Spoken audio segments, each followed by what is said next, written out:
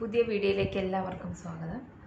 നമ്മൾ ഇന്ന് ഡിസ്കസ് ചെയ്യാൻ പോകുന്നത് എക്സെപ്ഷണൽ ചിൽഡ്രൻ എന്ന കാറ്റഗറിയിൽ വരുന്ന ഡെലിക്വൻറ്റ് ചിൽഡ്രനെ കുറിച്ചാണ്.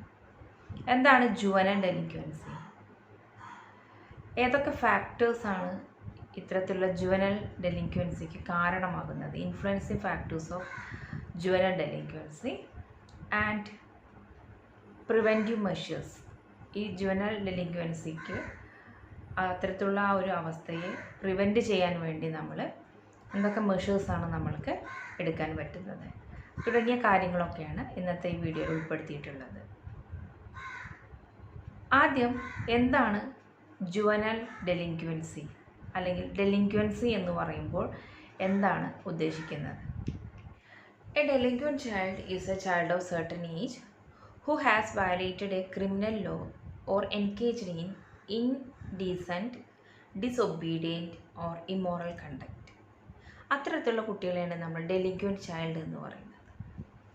ഒരു ക്രിമിനൽ ലോ വയലേറ്റ് ചെയ്ത ഒരാൾ, അല്ലെങ്കിൽ ഒരു ഡിസൊബീഡിയൻറ്റ് ബിഹേവിയർ കാണിക്കുന്ന ഒരാൾ, അല്ലെങ്കിൽ ഇമ്മോറൽ കണ്ടക്റ്റ് കാണിക്കുന്ന ഒരാൾ, അത്തരത്തിലുള്ള വ്യക്തികളെയാണ് നമ്മൾ ഡെലിക്വൻറ്റ് ചൈൽഡ് എന്ന് പറയുന്നത്. ജുവനൽ ഡെലിക്വൻസി എന്ന് പറയുമ്പോൾ it is the act of participating in A unlawful behaviour as A minor. ഒരു മൈനർ ഒരു അൺലോഫുൾ ബിഹേവിയറിൽ പാർട്ടിസിപ്പേറ്റ് ചെയ്യുകയാണെങ്കിൽ അതിനെയാണ് ജുവനൽ ഡെലിക്വൻസി എന്ന് പറയുന്നത്. എന്ന് വെച്ചാൽ ഒരു മൈനർ ചെയ്യുന്ന ഒരു ക്രൈമിനെയാണ് നമ്മൾ ജുവനൽ ഡെലിക്വൻസി എന്ന് പറയുന്നത്. There are different factors which influence juvenile delinquency. പലതരത്തിലുള്ള ഫാക്ടേഴ്സ് ഇത്തരത്തിലുള്ള ജുവനൽ ഡെലിക്വൻസിക്ക് കാരണമാകുന്നുണ്ട്. The juvenile delinquency tend to be caused by a mix of both genetic and environment. Genetical ഫാക്ടേഴ്സും അതുപോലെ തന്നെ എൻവയോൺമെൻറ്റൽ ഫാക്ടേഴ്സും ഇത്തരത്തിലുള്ള ജുവനൽ ഡെലിക്വൻസിക്ക് കാരണമാകുന്നുണ്ട്. അതിൽ എൻവയോൺമെൻറ്റൽ ഫാക്ടേഴ്സിൽ വരുന്ന ഒരു ഫാക്ടറാണ് ഫാമിലി എൻവയോൺമെൻറ്റ് എന്ന് പറയുന്നത്. ഫാമിലി എൻവയോൺമെൻറ്റിൽ വരുന്ന ലെവൽ ഓഫ് പാരൻ്റൽ സൂപ്പർവിഷൻ, അതുപോലെ തന്നെ the way parent discipline A child, parental conflicts or separation, and criminal activity by parents or siblings, parental abuse or neglect, and the quality of parent-child relationship. All these are act as an influencing factor of juvenile delinquency. എന്ന് വെച്ചെങ്കിൽ എങ്ങനെയാണ് parental supervision, ആ കുട്ടികൾക്ക് കിട്ടുന്ന supervision എങ്ങനെയാണ്, ഏത് വേയിലൂടെയാണ് ആ കുട്ടിയെ ഡിസിപ്ലിൻ ആക്കുന്നത്, അതുപോലെ തന്നെ പാരൻസിൻ്റെ കോൺഫ്ലിക്ട്സുകൾ, അവർ തമ്മിൽ ഡിവോഴ്സ് നടക്കുകയാണെന്ന് വെച്ചെങ്കിൽ, അല്ലെങ്കിൽ അവർ സെപ്പറേറ്റഡ് ആവുകയാണെങ്കിലൊക്കെ ഉണ്ടാകുന്ന പ്രശ്നങ്ങൾ കുട്ടിയെ ഇത്തരത്തിലുള്ള ജുവനൽ ഡെലിക്വൻസിയിലേക്ക് നയിക്കാനുള്ള സാധ്യതയുണ്ട്.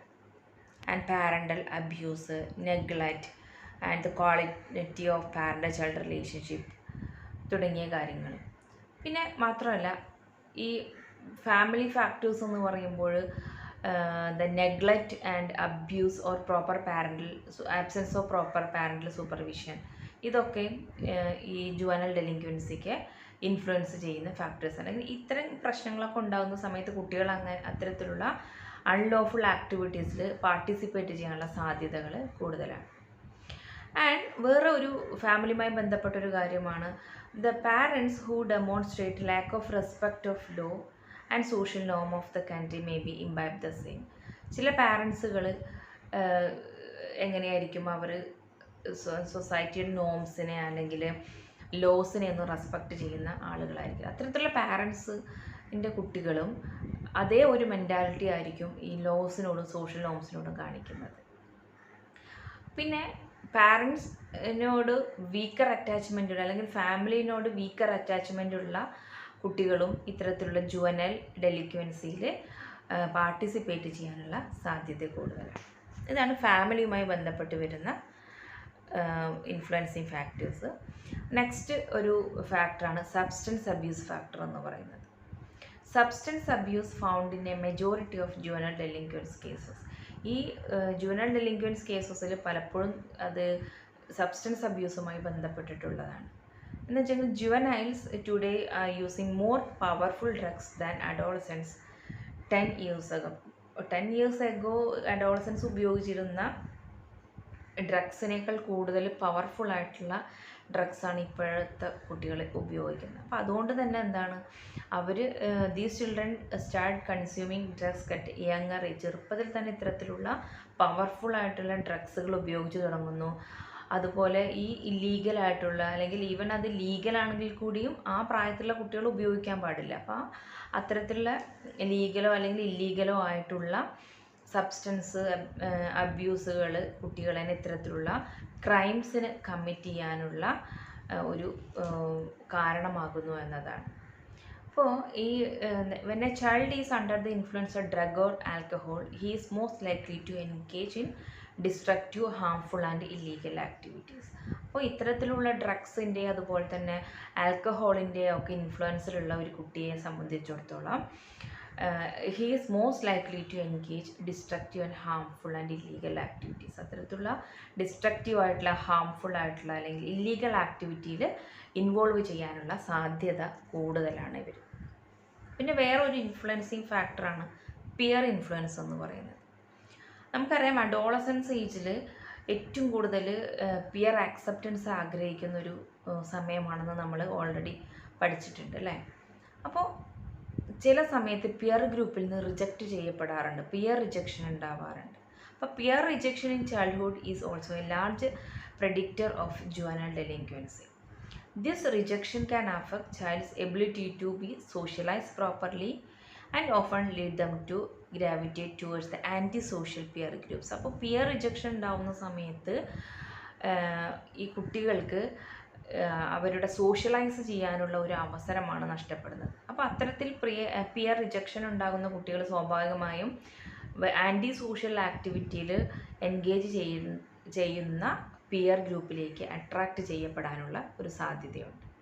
അപ്പോൾ അങ്ങനെ അത്തരത്തിലുള്ള ഗ്രൂപ്പുമായി അസോസിയേറ്റ് ചെയ്യുമ്പോൾ അപ്പോൾ അവരെന്ത് ചെയ്യും, അത്തരത്തിലുള്ള associations promote violence, aggressive and deviant behaviour. അപ്പോൾ ആരുമായിട്ടാണോ അവർക്ക് അറ്റാച്ച്മെൻറ്റ് വരുന്നത് ആ ഗ്രൂപ്പുമായി ബന്ധപ്പെട്ടിട്ടുള്ള കാര്യങ്ങൾ അവരുടെ സ്വഭാവത്തിൽ പ്രതിഫലിക്കുക. അപ്പോൾ ഒരു ആൻറ്റി സോഷ്യൽ ഗ്രൂപ്പിലാണ് അവർ എൻഗേജ് ചെയ്യപ്പെടുന്നത് എങ്കിൽ അവരിൽ ആ ഒരു ആൻറ്റി സോഷ്യൽ ഗ്രൂപ്പ് നടത്തുന്ന ഇത്തരത്തിലുള്ള വയലൻ്റ് ആയിട്ടുള്ള ആക്ടിവിറ്റീസുകൾ, അഗ്രസീവായിട്ടുള്ള ആക്ടിവിറ്റീസിലൊക്കെ ഇവരും ഇൻവോൾവ് ചെയ്യുകയും അത് അവരുടെ സ്വഭാവത്തിൽ ഉണ്ടാവുകയും ചെയ്യും. അപ്പോൾ അത്തരത്തിൽ പിയർ ഇൻഫ്ലുവൻസും ഇങ്ങനെ ജുവനൈൽ ഡെലിൻക്വൻസിക്ക് കാരണമാകുന്നത്. ഇനി വേറൊരു ഫാക്ടറാണ് സ്കൂൾ എന്ന് പറയുന്നത്.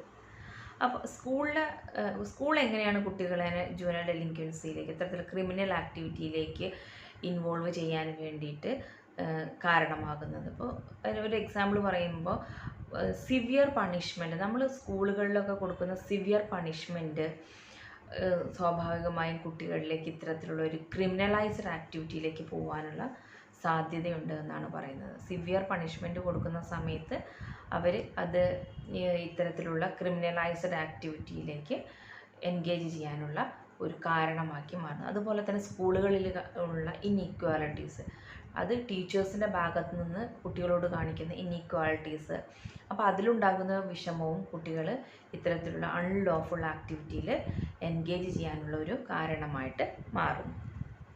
വേറെ ഒരു ഫാക്ടറാണ് സൈക്കോളജിക്കൽ ഇഷ്യൂസ് എന്ന് പറയുന്നത്. സൈക്കോളജിക്കൽ ഇഷ്യൂസ് എന്ന് പറയുന്നത് പുവർ സോഷ്യോ എക്കണോമിക് സ്റ്റാറ്റസിൽ വരുന്ന കുട്ടികളാണെങ്കിൽ, അതുപോലെ തന്നെ indifferent attitude of parents, feeling of inferiority, lack of attention and many other reasons can lead to various type of psychological issues in children and adolescents. കുട്ടികളിൽ ഉണ്ടാകുന്ന psychological problems, ഈ psychological problems എന്ന് പറയുന്നത് എന്തൊക്കെ കാരണങ്ങൾ കൊണ്ടാവാം ഉണ്ടാകുന്നത്?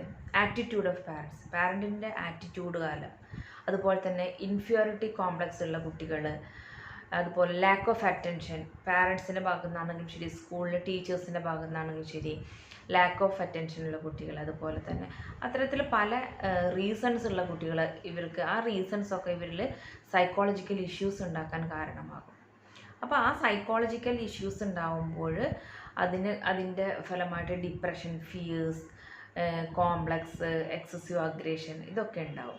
അപ്പോൾ ഇത്തരത്തിലുള്ള ഈ അഗ്രഷനും അതുപോലെ തന്നെ ഡിപ്രഷനൊക്കെ ഈ മൈനർ ഇത്തരത്തിലുള്ള ക്രൈം കമ്മിറ്റ് ചെയ്യാനുള്ള കാരണമായിട്ട് മാറുന്നത്. All these provoke the minor to commit a crime.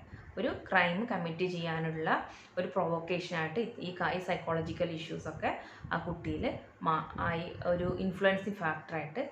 അടുത്തതാണ് ഇൻഡിവിജ്വൽ ഫാക്ടേഴ്സ് എന്ന് പറയുന്നത്. ഇൻഡിവിജ്വൽ ഫാക്ടേഴ്സ് എന്ന് പറയുമ്പോൾ there are several factors in an individual that lead to his delinquent behaviour. A minor who has a lower intelligence and has not received proper education more likely to involved in delinquent behavior.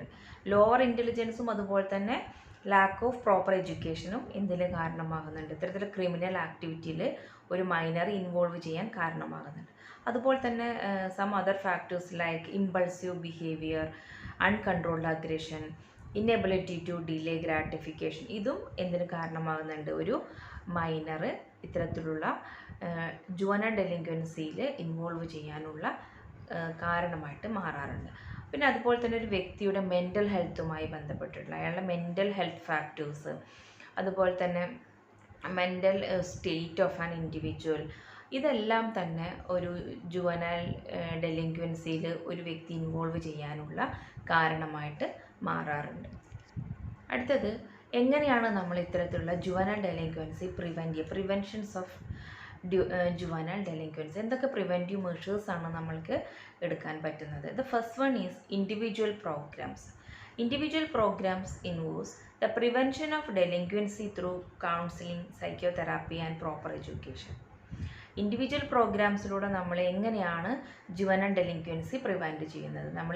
V are providing counselling, psychotherapy and proper education to the minor, അല്ലേ? അപ്പോൾ അത്തരത്തിലുള്ള കാര്യങ്ങളൊക്കെ ചെയ്യുന്ന സമയത്ത് നമ്മൾക്ക് അവർ juvenile delinquency എന്ന് പറയുന്ന ഒരു ആക്റ്റിലേക്ക് പോവാതെ നമ്മൾക്ക് പ്രിവെൻറ്റ് ചെയ്യാൻ പറ്റും. അതുപോലെ തന്നെ എൻവയോൺമെൻറ്റൽ പ്രോഗ്രാംസ്, രണ്ടാമതായിട്ട് നമുക്ക് ചെയ്യാൻ കഴിയുന്നതാണ് എൻവയോൺമെൻറ്റൽ പ്രോഗ്രാംസ് എന്ന് പറയുന്നത്. It involves the employment of techniques with a view to change the socio economic context likely to promote delinquency. Delinquency promote ചെയ്യുന്ന സോഷ്യോ എക്കണോമിക് സ്റ്റാറ്റസിനെ മാറ്റാനുള്ള ടെക്നിക്സുകൾ ഉപയോഗിക്കുക എന്നുള്ളത്.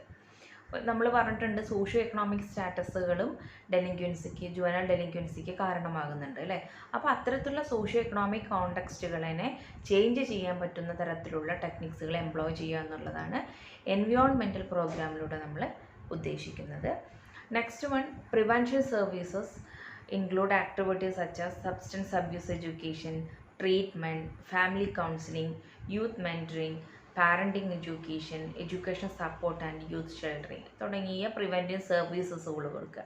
ഇപ്പോൾ സബ്സ്റ്റൻസ് അബ്യൂസിനെ കുറിച്ചിട്ടുള്ള എഡ്യൂക്കേഷൻ അവർക്ക് പ്രൊവൈഡ് ചെയ്യുക, അതിൻ്റെ ആഫ്റ്റർ എഫക്ട്സ് എന്തൊക്കെയായിരിക്കും എന്നതിനെക്കുറിച്ചൊക്കെ അവരെ ബോധവാന്മാരാക്കുക. അതുപോലെ തന്നെ സബ്സ്റ്റൻസ് അബ്യൂസിൽ ഉൾപ്പെട്ടിട്ടുള്ള അല്ലെങ്കിൽ അത് ആ ഒരു അവസ്ഥയിൽ എത്തിയിട്ടുള്ള കുട്ടികൾക്ക് എഡ്യൂക്കേഷൻ കൊടുക്കുക, ട്രീറ്റ്മെൻറ്റ് കൊടുക്കുക, ഫാമിലി കൗൺസിലിംഗ്, ഫാമിലിയുമായി ബന്ധപ്പെട്ടുള്ള പ്രോബ്ലംസ് മാറ്റാൻ വേണ്ടി ഫാമിലി കൗൺസിലിംഗ് കൊടുക്കുക. അത്തരത്തിലുള്ള കാര്യങ്ങളൊക്കെ ചെയ്തുകൊണ്ട് നമ്മൾക്ക് ഈ ജുവനൈൽ ഡെലിക്വൻസിനെ നമ്മൾക്ക് പ്രിവെൻറ്റ് ചെയ്യാൻ കഴിയും. ഓക്കെ, ഇത്രയും കാര്യങ്ങളാണ് ജുവനൈൽ ഡെലിക്വൻസിയായിട്ട് ബന്ധപ്പെട്ടിട്ടുള്ളത്. ഈ വീഡിയോ എല്ലാവർക്കും ഇഷ്ടപ്പെട്ടു എന്ന് വിചാരിക്കുന്നു. ഇനി അടുത്ത വീഡിയോയിൽ കാണാം. ഓക്കെ.